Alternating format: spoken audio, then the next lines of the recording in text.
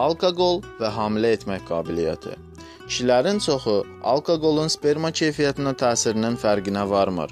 2000 kişinin cəlb olunduğu sorğuda iştirak edən hər üçüncü kişi alkoqolun hamilə etmək qabiliyyətinə mənfi təsirindən xəbərsizdir. Oponentlərin təxminən 48% artıq çəkinin sperma keyfiyyətini pozduğunu bilmir. İnsanların 1/3 isə siqaretin hamiləlik şansını azaltdığını bilə-bilə siqaret çəkməkdə davam edirlər.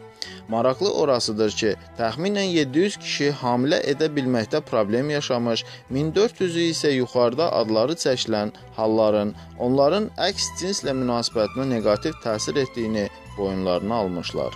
55% isə alkoqollu halda baş tutan təsadüfi cinsi əlaqələrdə cinsi yolla infeksiyaya yaxalanmaq riskinin artığının fərqinə varmamışlar. Bu araşdırma sübut edir ki, kişilər hətta inkişaf etmiş ölkələrdə belə kişi sağlamlığı haqqında pis maarifləndirilirlər. Araşdırma Böyük Britaniya Nottingham Universiteti tərəfindən aparılıb. Hazırladı Rauf Kazımov, Həkim Qurolov.